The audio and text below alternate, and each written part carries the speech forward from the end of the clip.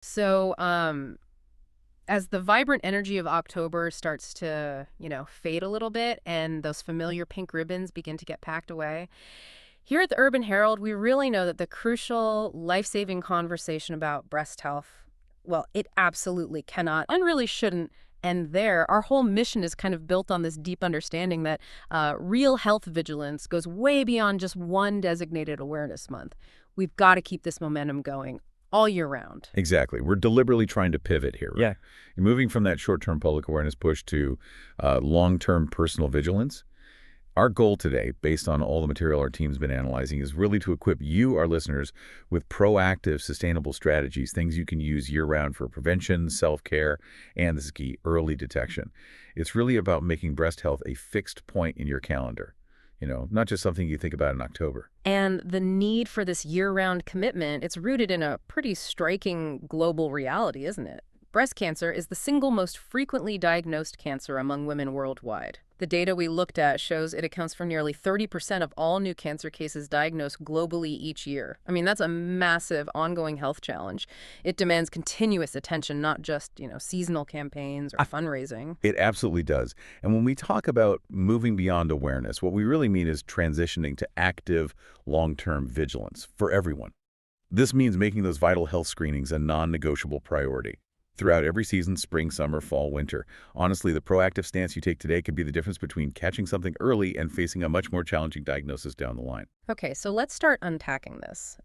The first and maybe the most critical part of that year-round commitment: proactive detection strategies. Our sources really hammer home two foundational tools here. They complement each other: routine clinical screenings like mammograms, and then the more immediate but sometimes underestimated practice of self-exams. Yeah, both are absolutely critical, but they kind of serve different functions. The value of a breast self-exam isn't always about finding a tumor first. It's more about establishing your personal baseline familiarity. If you routinely check and really understand what your breast tissue normally feels like, its texture, its density, its specific sort of contours, then you become the most sensitive detection system there is. That deep familiarity is the absolute key to noticing subtle, potentially life-saving changes early on, changes you are probably going to spot before anyone else. This practice, it's still an essential baseline technique, even with all the advanced screening tech we have now. Makes sense. And then, of course, there are the mammograms, the essential clinical tool. But here's where things get really interesting, right? Because the official clinical guidance, it seems to be undergoing a massive data-driven shift. We really need to focus on this crucial update: the 2025 screening guidelines. Yes, this is probably the most significant piece of public health information in our analysis today. The new recommendations for mammograms now suggest that women who are at average risk should begin annual screenings at age 40. And that's a noticeable and I think really important shift from the previous guideline, which often suggested starting at age 45. Okay, so why the 5-year rollback? I mean, that's not a small adjustment. 5 years, that represents a huge shift in resources, a big change for patients. What's the thinking behind this? What's driving this clinical consensus? Well, the rationale is pretty compelling, and it's definitely driven by solid epidemiological data. For a long time, that age 45 or even 50 start date, it was based on risk modeling for the general population, right? Uh-huh. But we've seen two clear trends emerge globally. First, there's just growing evidence that earlier screening demonstrably improves patient outcomes and overall survival rates. That's pretty clear now. And second, maybe more quietly but significantly, we're actually seeing increasing incidence rates of breast cancer among women in their early 40s. So this is basically a response to how the disease patterns themselves are changing. Exactly. The clinical panels recognized that waiting until 45 potentially meant missing a really critical window for detection in a group where, unfortunately, the risk seems to be increasing. So by moving the starting age back to 40, clinicians are aiming to catch cancers at earlier, much more treatable stages across a broader segment of the population. This shift reflects a really proactive stance, focusing on maximizing the actual clinical benefit for the patient. It essentially acknowledges that, statistically speaking, the benefit of catching it earlier now clearly outweighs the risks that were previously cited about starting screening sooner. Okay, that makes a lot of sense. But if we're going to embrace this new, earlier timeline, we also have to stress that screening schedules shouldn't just be a generic one-size-fits-all thing, right? Yeah. You mentioned personalization. That seems absolutely key here, especially given all the different risk factors people have.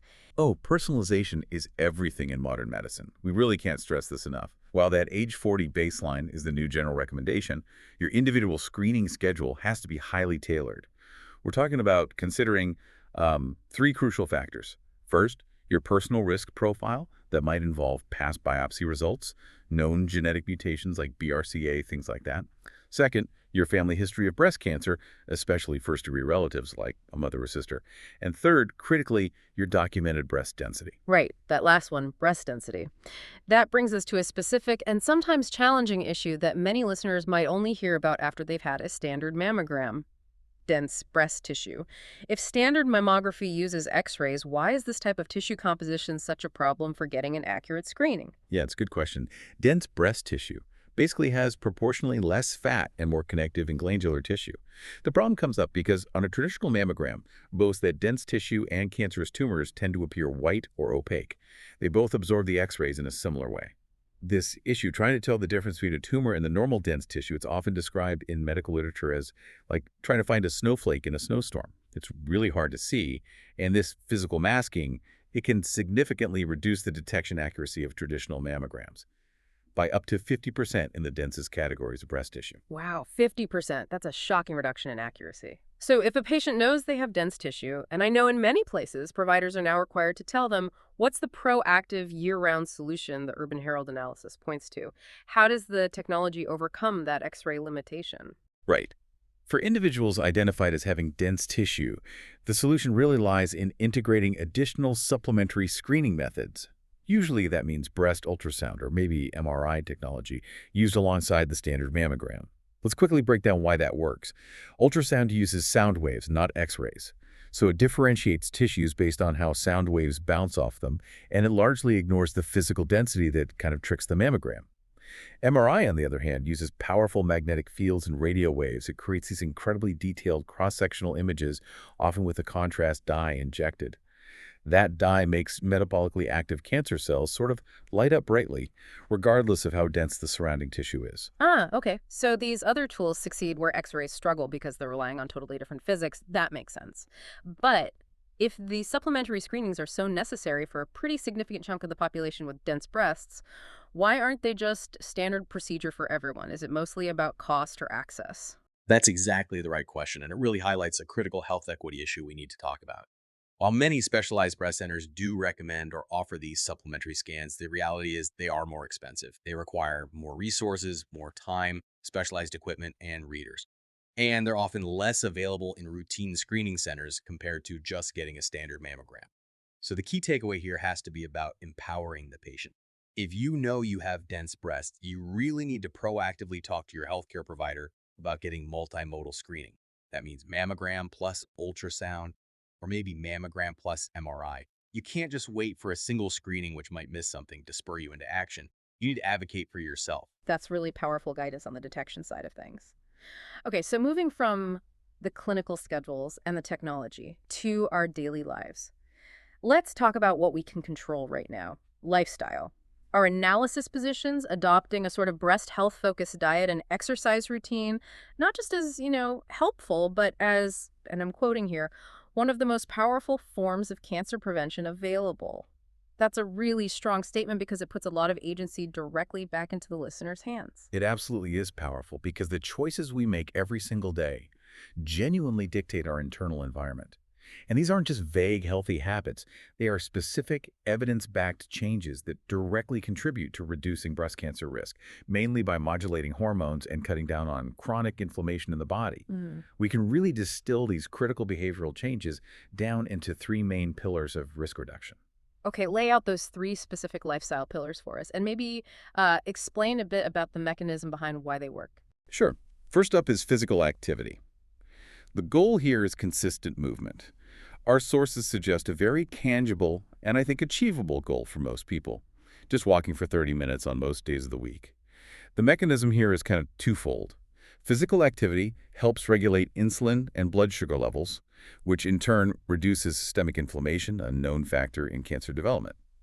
And critically, it also helps maintain a healthy weight, which links directly into the second pillar. Right, which is weight management. You mentioned earlier the connection between excess weight and hormonal factors, especially post-menopause. Could you elaborate a bit more on the biochemistry there? Certainly. Maintaining a healthy weight is really vital because after menopause, the ovaries essentially stop producing estrogen. At that point, the body's main source of estrogen becomes adipose tissue, basically, fat cells. So having excess fat cells means you're producing and storing more estrogen. And high levels of circulating estrogen can actually fuel the growth of certain types of breast cancer, specifically hormone receptor positive breast cancer. Therefore, managing your weight acts as a crucial hormonal countermeasure. It literally lowers the fuel source that some cancers need to grow. Got it. And the third pillar, alcohol intake, is one that often requires maybe the biggest cultural or social adjustment for people. Indeed, it can. The recommendation based on the evidence we've reviewed is pretty clear. Mm. Reducing consumption is crucial. The guidance suggests limiting it to no more than 1 drink per day for women. The impact of alcohol is quite specific. It can directly damage DNA in cells. It can also increase levels of estrogen and other hormones that are associated with hormone receptor positive breast cancer. Mhm. Plus, it impairs the body's ability to absorb essential nutrients like folate, which is important for DNA repair. So this is an immediate, actionable change that directly impacts your cellular risk reduction, even if, yeah, it sometimes runs counter to social norms or habits. Yeah, and it's important to acknowledge that limiting alcohol to 1 drink a day or maybe cutting it out entirely, that can be a major lifestyle shift for many people. It really does require persistence, like you said earlier, maybe not perfection right away, but persistence. Absolutely. And that same persistence needs to apply to nutrition as well. Beyond just movement and moderation with alcohol, let's focus on what's on the plate. How does dietary resilience specifically help build up that overall defense system in the body? Well, nutrition is really the foundation of overall cellular resilience, isn't it? Our analysis strongly recommends focusing on eating a balanced diet that's rich in fruits, vegetables, and whole grains. These foods provide all the necessary micronutrients, antioxidants, and fiber that work together synergistically. Antioxidants, for example, help combat free radicals, which are unstable molecules that can damage DNA. Fiber plays a role in regulating estrogen levels, partly by binding to excess estrogen in the digestive tract and helping your body eliminate it. And to make this really practical, we suggest a simple, tangible goal. Try to fill half your plate with colorful vegetables at each meal. Just making that one shift can drastically increase your fiber and antioxidant intake. It naturally moves the needle away from relying on heavily processed foods and towards nutrient-dense anti-inflammatory options. Mm. And it doesn't require, some super complex or extreme diet overhaul. Right. The key Urban Herald takeaway here seems to be that these lifestyle strategies for breast cancer prevention, they require sustained effort. These aren't like 4-week challenges or quick fixes. They're about making small, consistent choices that build lasting prevention habits over potentially decades. Exactly. It's the cumulative effect of all those small choices, that extra 30 minutes of walking you squeeze in, choosing water instead of that second glass of wine, adding that extra serving of broccoli to your dinner. That's what truly grants you that powerful form of prevention we talked about.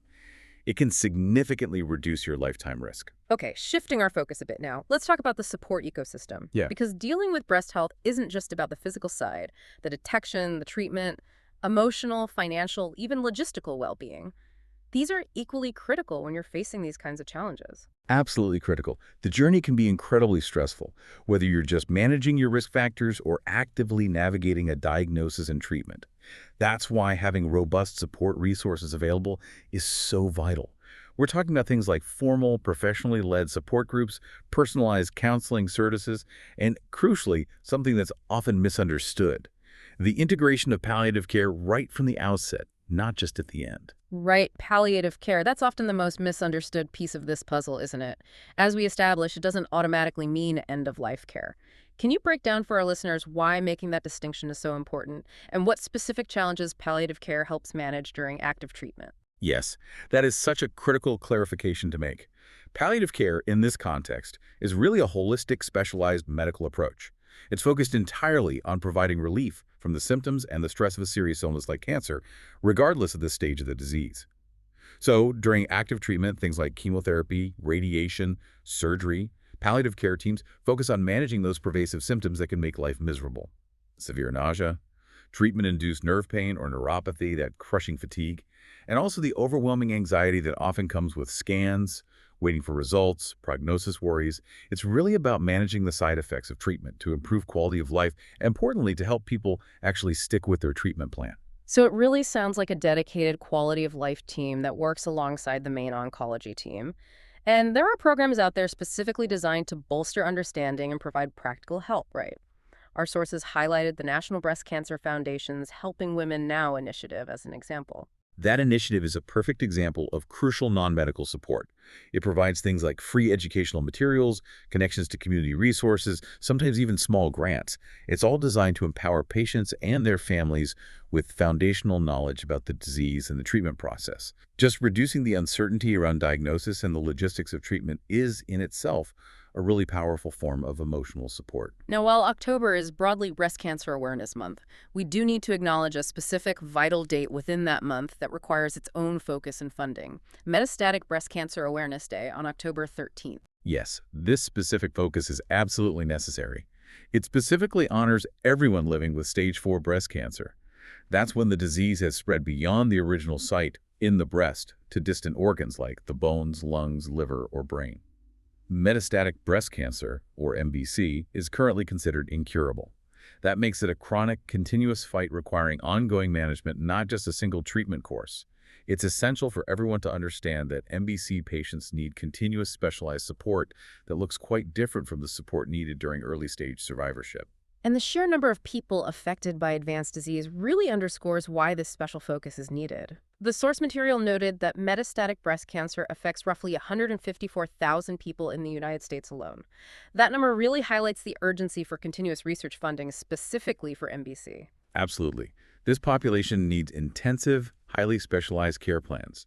They often require customized treatment approaches, maybe involving targeted therapies based on their tumor's genetics, or participation in clinical trials. They need continuous palliative support to manage complex, often changing symptoms. And crucially, they need dedicated research focused specifically on understanding why cancer spreads and how to inhibit that metastatic process.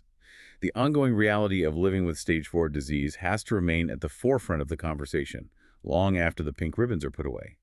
We need to ensure the focus on finding a cure doesn't overshadow the urgent need for better chronic care for those living with MBC right now.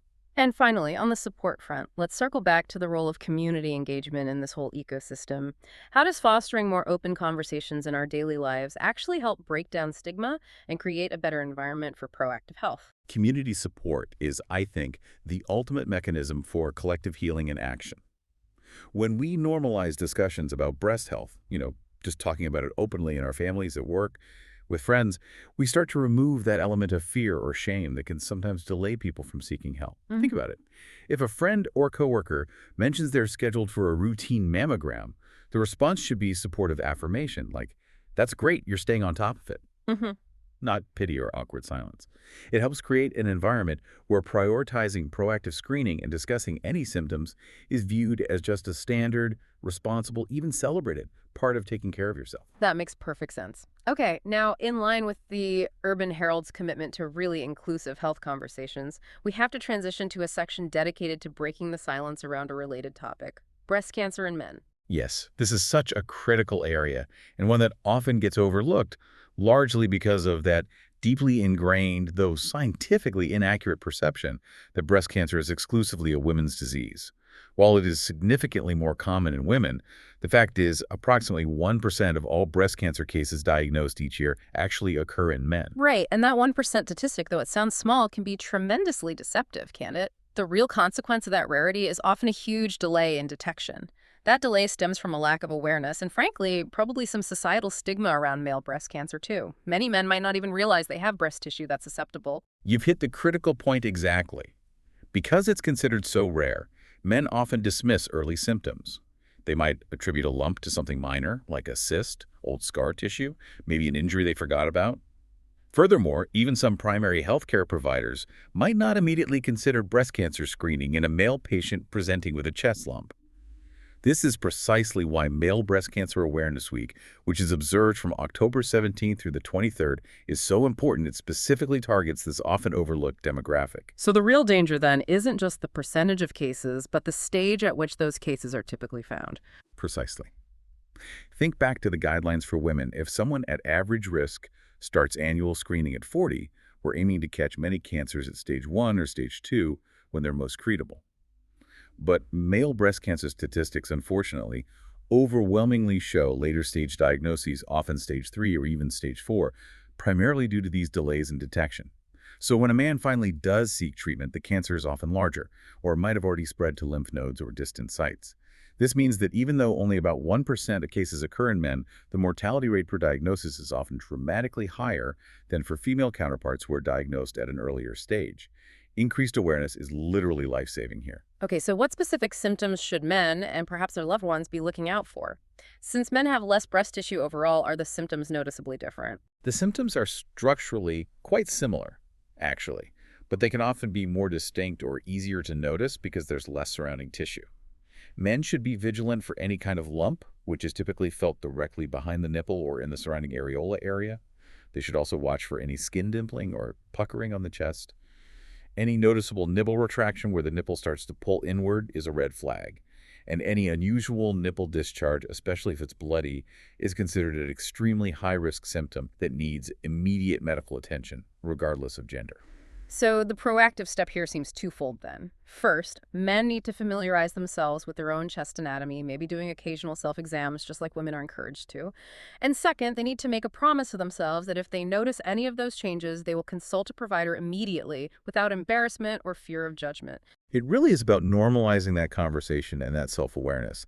The breast tissue men have, although it's typically smaller and less developed, is still susceptible to the same cancerous changes that occur in women. Health equity means inclusive health conversations. And that requires all of us to actively dismantle the outdated notion that certain diseases only affect certain genders, especially when the outcomes are so heavily dependent on catching things early. Absolutely. Okay, so now that we've covered detection, prevention, the crucial support systems, and inclusivity for men, let's try to finalize this deep dive with some really actionable next steps. Our team here at the Urban Herald compiled quite an expensive list of global resources for action and support that we want to share directly with you, our listeners. Great. Starting close to home, for North America, we have several major organizations doing fantastic work. In the U.S., the National Breast Cancer Foundation, often known as NBCF, is a vital resource. They offer support services, loads of educational materials, and practical resources for patients trying to navigate treatment. And for our listeners in Canada, the Canadian Cancer Society is a key player.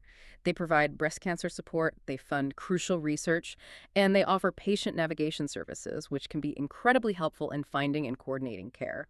And critically, North America is also home to the Men's Breast Cancer Coalition, or MBCC.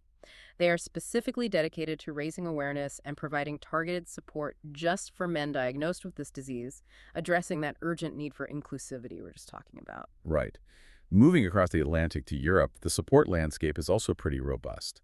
The Irish Cancer Society, for instance, provides really extensive support services for breast cancer patients in Ireland. That includes things like a free helpline, access to counseling, and importantly, financial support options, which can really help alleviate the huge burden that illness can bring. And we also noted Breast Cancer Ireland. Their focus is heavily on funding research, providing education, and running specific community initiatives like their well-regarded Breast Health Education and Awareness Program. And then spanning the continent, there's Europa Donna, that's the European Breast Cancer Coalition. They focus more on advocacy, raising awareness across borders, and working to ensure that policy changes support better breast health outcomes in multiple European countries. Good ones. Then in the United Kingdom, Breast Cancer Now really stands out. It's the UK's leading breast cancer charity. They fund a lot of research, but they also offer invaluable programs like Someone Like Me, which is a peer support program connecting patients with others who've been through similar experiences. That can really mitigate the sense of isolation many feel. Yeah, that peer support is so important. And let's not forget Macmillan Cancer Support in the UK as well. They provide incredibly extensive holistic cancer support services covering pretty much everything: financial advice, emotional support, medical guidance for breast cancer patients, navigating their care pathways. Definitely. Looking now towards the Southern Hemisphere, South Africa offers a really unique and highly impactful resource called Pink Drive. Their distinctive contribution is that they operate mobile mammography units. They literally bring crucial early detection services directly into under-resourced, often remote areas where getting to a stationary clinic is a major barrier. This model is such an essential blueprint for improving health access equity. That's incredible. South Africa also relies heavily on CANSA, the Cancer Association of South Africa. They offer comprehensive education, various support services, and run screening programs across the country as well. And finally, down in Oceania, the support networks are also quite strong. The Breast Cancer Network Australia, or BCNA, is a leading support network there. They offer educational materials, strong community support programs, and a dedicated helpline for Australians affected by the disease. And alongside them, the Cancer Council Australia provides broad cancer-related support services, reliable information, and significant funding for research across different cancer types, including breast cancer. And for our listeners over in New Zealand, the Breast Cancer Foundation New Zealand provides comprehensive resources focusing on early detection and survivorship care. Things like patient guides, regional support groups, and educational outreach. So, the synthesis here, the main point of listing all these, is clear. These organizations are the tangible mechanisms through which that year-round commitment we've been talking about is actually funded and realized on the ground. They collectively offer essential support services, they accept donations to fuel vital research, and they contribute significantly to patient care globally. They really provide the necessary infrastructure to back up all the proactive health advice we've covered today. Well said. So, as we wrap up this deep dive, let's just reiterate the Urban Herald's core belief here. Health is truly a collective responsibility. Breast cancer touches families, communities, entire societies. It reminds us that proactively supporting informed health decisions and fostering genuinely inclusive conversations is crucial for everyone, regardless of where you live or your gender. And real change, lasting change, demands carrying these critical lessons forward, prioritizing those new age 40 screenings if they apply to you, adhering to healthier lifestyle habits consistently, not just for a month, and engaging in open, supportive dialogue about breast health. These need to become part of our everyday lives long after the designated awareness campaigns have faded from view. Vigilance really is a year-round commitment that we have to sustain for ourselves and for the people we care about. And we want to leave you, our listener, with one final, maybe provocative thought. Something that builds on everything we've discussed today, particularly that really interesting move to the age 40 screening guideline. If the medical community, based on data, has successfully shifted its policy to enforce earlier, more proactive detection, what is the single persistent structural or maybe societal barrier, something non-medical, that we collectively now need to dismantle? What's stopping proactive screening from becoming a truly mandatory, fully supported reality for everyone? Yeah, we're not just talking about individual fear or stigma anymore, important as those are. We're asking, does the system itself truly support the individual in taking proactive steps? Is it maybe the lack of guaranteed, protected, paid time off work specifically for preventative screening appointments? Is it a persistent gap in insurance coverage for necessary supplementary tests like those MRIs for women with dense breasts? Identifying and then actively dismantling those persistent structural barriers, that feels like the next real frontier in achieving true equitable health outcomes in breast cancer prevention and care for all. It really is time to move the conversation beyond just awareness, fully into action, and maintain that vigilance. Thank you so much for diving deep with us today at the Urban Herald.